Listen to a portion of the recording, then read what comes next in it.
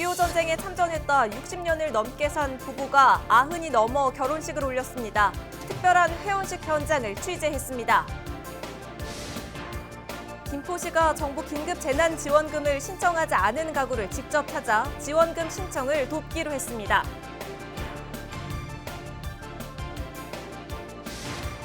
우리 지역 한 특성화 고등학교에 해병대 자주포 조종 분야가 생겼습니다. 군 특성화 고교에서 군 전문 인력을 양성하는 모습입니다. 경기도가 최근 진행한 산업재해 관련 여론조사에서 도민들은 산재 발생을 줄이기 위해 하천과 외주 등 구조적인 문제를 개선해야 한다고 지적했습니다. 여러분 안녕하십니까? 헬로티비 뉴스입니다. 남북 긴장 관계가 이어지면서 접경 지역 주민들의 불안감이 커지고 있죠. 이런 가운데 정세균 국무총리가 24일 김포 접경지를 찾았습니다. 정 총리는 접경 지역인 김포 월곶면을 찾아 주민들의 애로사항을 들었는데요. 정 총리는 이 자리에서 대북 전단으로 촉발된 남북 긴장 관계가 주민들을 불안하게 하고 있다며 관련 단체는 당장 살포 행위를 멈춰야 한다는 입장을 밝혔습니다. 또 주민의 치안을 챙겨야 할 경찰이 일부 단체들의 전단 살포 행위를 막고 있어 안타깝다면서도 모든 방법을 동원해 전단 살포를 막겠다고 주민들에게 약속했습니다.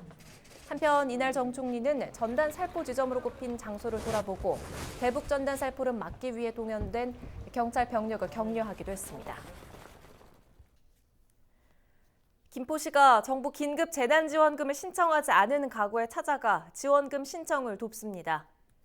김포시는 재난지원금 미신청 가구 가운데 신청 방법을 모르는 노인이나 장애인 가구 같은 취약계층 가구가 많을 것으로 보고 다양한 방법으로 신청을 돕고 있습니다.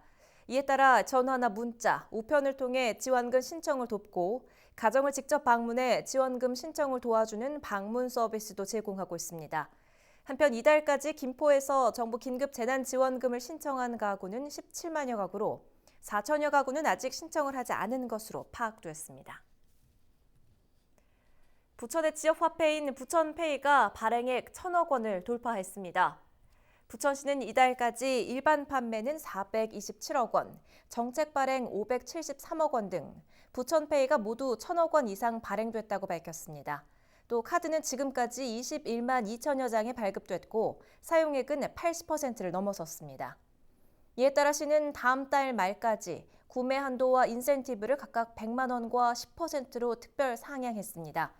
부천시는 코로나19 확산에 따라 지역경제 침체에 대응하기 위해 일반 판매와 더불어 재난기본소득 등 정책 지원금을 부천페이로 발행해왔습니다. 60주년 결혼 기념일을 회혼이라고 하는데요. 특별한 회혼식을 올린 노 부부가 있습니다. 6.25 전쟁에 참전했다가 결혼식도 못 치르고 60년을 넘게 산 부부인데요. 90이 넘어서야 첫 결혼식을 올렸습니다. 이지훈 기자입니다. 참전 유공자 박경복 씨. 1950년 당시 19살 나이에 6.25 전쟁에 참전했습니다. 전쟁 직후 지금의 아내와 간단한 혼인식만 치르고선 60년 넘게 살았습니다. 결혼 사진 하나 남기지 못한 게 평생 마음에 걸렸습니다. 남과 같이 다 해줘야 되고 데려와야 되는데 이제 그게 못 되니까 미안하죠. 넥타이에 재킷까지 박 씨가 모처럼 멋지게 차려입습니다. 오늘 할아버지 멋있으세요? 아주 네. 멋있다고요? 60년을 넘게 기다렸던 결혼식. 방문이 열리자 신랑 신부가 등장합니다.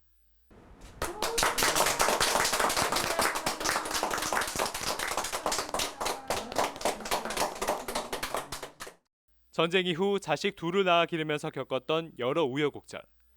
아내에게 못다한 말을 어렵게 꺼냅니다. 그리고 남은 인생은 행복하게 살아갈 것을 당신에게 사랑합니다. 고된 세월의 흔적이 고스란히 남은 아내의 손에 반지를 끼워줍니다. 두 분이 너무 행복해 하시는 걸 보니까 너무 감사드리는 마음으로 정말 행복한 시간 잘 보냈습니다. 경기 북부 보훈지청이 준비한 6.25 참전 유공자 회원식.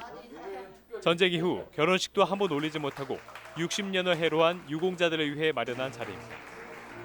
지난해까진 대형 웨딩홀을 빌려 참전 유공자 부부를 초청해 회원식을 열었는데 올해는 코로나19 여파로 찾아가는 회원식으로 대체했습니다. 국가를 위해서 희생하고 우리 사회를 또 이렇게 잘 만들어오고 경제를 일으키기 위해서 노력해 오다 보니까 이런 기회를 가질 수가 없었던 거죠. 그래서 저희가 이제 어르신들을 살펴드리는 일환으로 해서 이런 행사를 마련하게 됐습니다. 경기 북부 보훈지청의 지원을 받아 60년 만에 결혼식을 올린 참전 용사 부부는 지난 7년간 모두 100상에 달합니다. 전쟁의 아픔을 극복하고 60년 만에 이룬 사랑의 결실. 노부부의 주름진 얼굴에서 피어난 웃음꽃이 보훈의 의미를 되새기게 합니다. 헬로티비 뉴스 이지훈입니다. 6.25 전쟁 이후 70년이 지났습니다. 참전 용사들은 그날을 어떻게 기억할까요? 또 참전 용사들이 우리 세대에 전하고 싶은 이야기는 무엇일까요?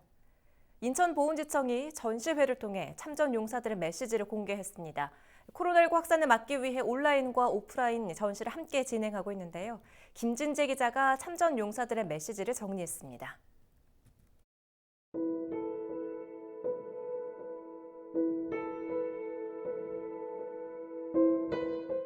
처참하죠. 부상당하고 온 사람들. 근데 들어오면은요, 그렇게 생존하기가 쉽지 않아요. 대부분 그 수리탄 던지보다 그렇게 하거든요. 그러니까 다 그 자리에서 그냥 전사하고 그래요. 대전 현충원에 고문국이라는 그 친구가 하나 있는데 제일 그리운 그 친구가 지금도 고문국이에요. 지금도. 그 1220고지에서 마지막 고문국 하면서 불렀던 그 소리를 거기서 내가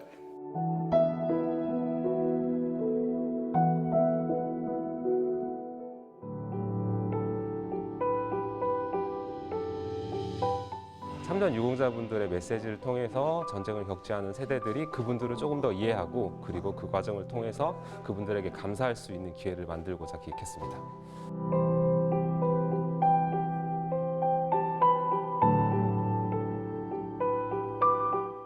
역사를 바로 알아야 전쟁이라는 게 어떤가 알고 그 역사를 계기로 해서 우리 후세들이 좀 더 우리나라를 어떻게 해야 부강한 나라가 되고 딴 국가에서 절대적으로 남볼 수 없는 그러한 국가가 돼야 되지 않겠나 이렇게 생각합니다. 밝은 사회를 이끌어 주실 것을 부탁드립니다. 전쟁 없이 평화가 되는 나라 이걸 만들어주면 제일 좋아요. 네, 그걸 바라고 있습니다. 우리.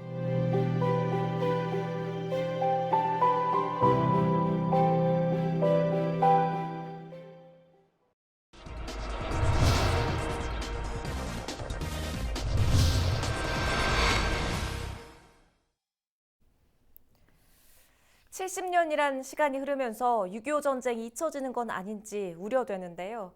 시민들은 6.25 전쟁에 대해 얼마나 알고 있을까요? 또 어떤 생각을 갖고 있을까요? 김단비 기자가 취재했습니다. 올해는 6.25 전쟁 70주년이 되는 해입니다. 우리 민족의 아픈 역사이자 꼭 기억해야 할 역사이기도 한데요. 시민들은 6.25 전쟁에 대해 어떻게 생각하고 있을까요? 여론은 지금에서 들어봤습니다. 거리로 나가 시민들에게 6.25 전쟁에 대해 물었습니다. 전쟁이 언제 발발했는지, 당시 임시 수도가 어디였는지 질문을 해봤습니다. 6.25 언젠데 몇 년도야? 1964년 맞죠? 65년 아니야? 아니 그 광복인데? 부산. 3.15? 강원도 아니고? 그때 낙동강까지 밀려가지고 그때 우리나라 그때 임시정부 부산으로 했던 걸로 기억하는데. 6.25 전쟁 발발 연도는 1950년, 임시 수도는 부산입니다. 하지만 이를 정확하게 아는 사람은 많지 않았습니다. 또 학교 수업보다는 영화나 다른 매체를 통해 6.25 전쟁에 대해 알게 됐다는 답변도 나옵니다. 공부했던 기억 없고 그냥 영화 보다가 생각난 것 같아요. 학교에서 배웠던 거는 기억이 잘 안 나시나요? 네. 흘러가는 시간만큼 잊히고 있는 6.25 전쟁. 우리는 어떻게 기억해야 할까요? 시민들은 더 이상 잊혀가는 전쟁이 되어서는 안 된다고 말합니다. 우리들의 후대들, 아들, 손자들이 조금 더 좀 6.25에 대해서는 우리 옆에 팜플렛 좀 나온 것이죠. 그 6.25를 어느 정도 터득을 하고 시킬 수 있는 그런 기회를 좀 만들어야지. 애들은 그걸 반드시 알아야 되는데 애들이 그걸 몰라요. 학생들한테 우리나라의 과거의 6.25 때 어려운 시절을 가르쳐줄 6.25 전쟁을 자세히 알지는 못해도 다시는 되풀이되지 말아야 할 역사임에는 시민들 모두 공감했습니다. 참전 용사에 대한 제대로 된 지원과 함께 고마운 마음을 전했습니다. 그 6.25 전쟁에 참전하신 분들을 국가에서 혜택을 많이 해주고 저희가 이렇게 학교를 다닐 수 있는 것 같아서 매우 감사히 생각하고 있습니다. 6.25 참전 용사는 다시는 뼈아픈 역사가 되풀이돼선 안 된다고 강조합니다. 절대적으로 안 되지. 절대적으로. 이렇게 단단히 우리 국민이 단단히 뭉쳐서 6.25 전쟁 70주년. 그들의 희생과 헌신을 잊지 않고 기억해야 하는 것. 그것이 우리들의 작은 의무이자 책임입니다. 헬로티비 뉴스 김담입니다.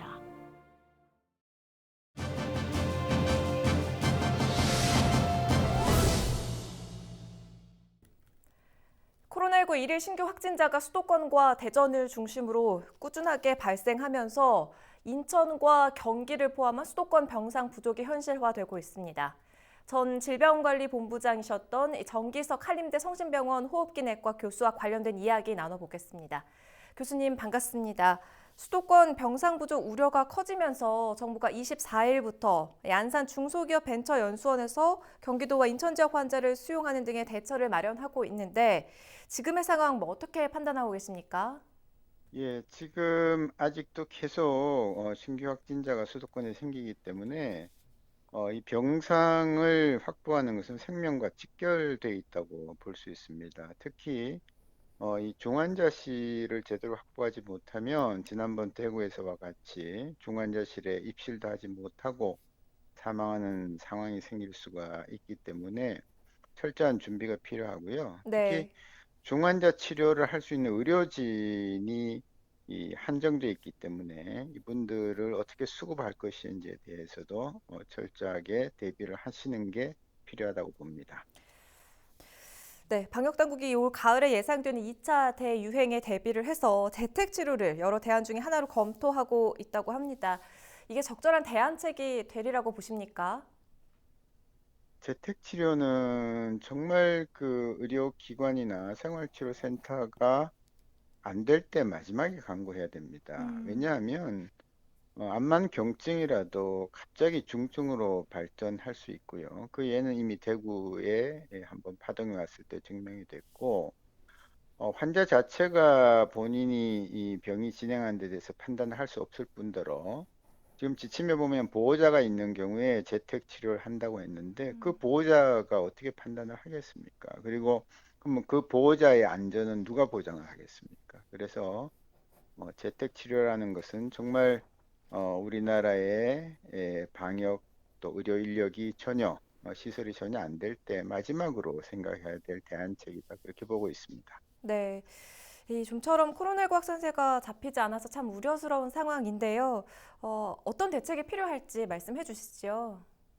현재의 추세면 괜찮지만 예를 들어서 한 수도권에서 일정 지역에서 50명 이상의 확진자가 매일 일주일 혹은 2주일 발생을 한다면 그때는 그 전과 같이 좀 더 강력한 사회적 거리 두기와 집합 금지 등등의 제한 등등의 행정 조치가 필요할 겁니다. 그래서 그러나 제 생각으로는 지금 하는 생활 속 거리 두기 속에서도 각 지자체 방역 당국이 좀 더 꼼꼼하게 철저하게 체계적인 방역 체계를 세운다면 온 시민이 이 사회적 거리 두기로 불편하지 않으면서 위험도가 높은 시설들에 대해서는 관리를 해서 대유행을 예방할 수 있는 그런 방향으로 나가는 것이 시민들을 위해서도 더 옳은 방향이 아닌가 그렇게 생각합니다. 네, 오늘 말씀 잘 들었습니다. 정기석 한림대 성심병원 호흡기내과 교수와 이야기 나눠봤습니다.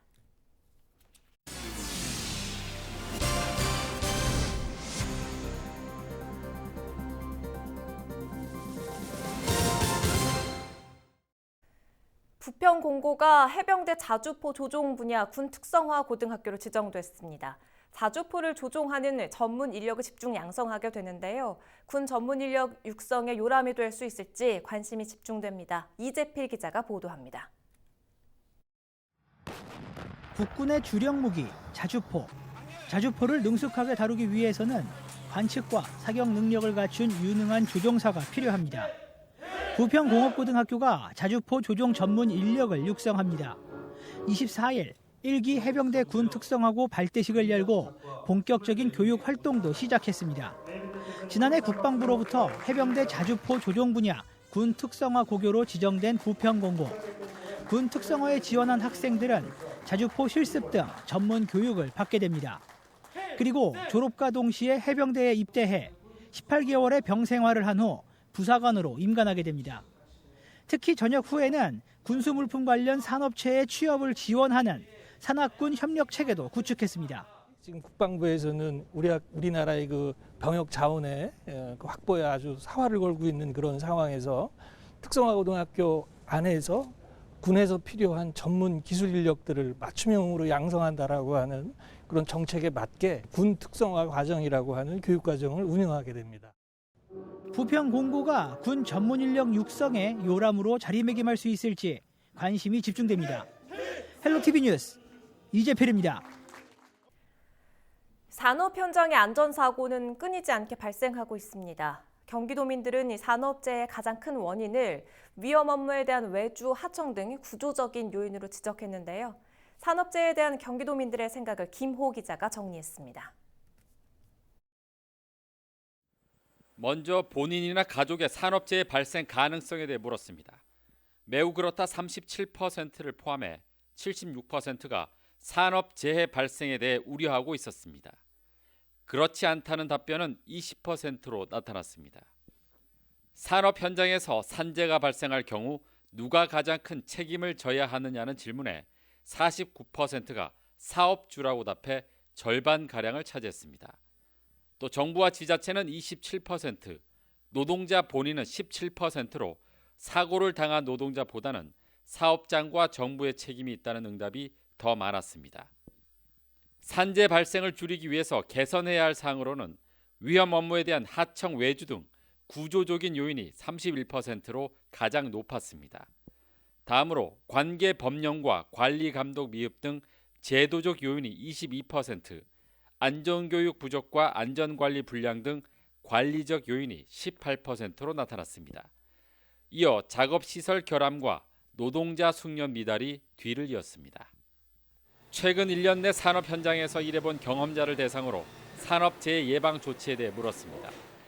현장 점검이 잘 이행되지 않는다가 63%, 교육 및 실천 훈련이 부족하다가 60%, 산재가 발생한 사업주에 대한 처벌도 57%가 잘 이행되지 않는다고 답했습니다. 안전문화 정착을 위한 노력이 잘 이행되지 않는다가 57%, 산재 예방 조치가 잘 이행되지 않는다 54%로 절반 이상이 산재 예방을 위한 사전 조치에 대해 불만족을 표시했습니다. 경기도가 산업재해를 막기 위해 지난 4월부터 운영 중인 노동안전 지킴에 대해서는 매우 잘했다 39%를 포함해 75%가 잘한 결정이라고 답했습니다. 잘못한 결정은 16%에 그쳐 노동안전 지킴이 활동에 긍정적인 답변을 내놨습니다. 이 밖에 경기도는 산업재해 사망자 감소를 위해 지역 건축 안전센터 설치와 건설 안전 정보 시스템 구축, 산재 예방 우수 기업의 인센티브 지원 등을 시행하고 있습니다. 이번 조사는 경기도가 여론조사기관인 리얼미터에 의뢰해 지난 4일부터 6일까지 사흘간 19세 이상 도민 2,000명을 대상으로 자동 응답 방식으로 진행됐으며 95% 신뢰 수준의 표본 오차는 플러스 마이너스 2.2%포인트입니다. 헬로티비 뉴스 김호입니다.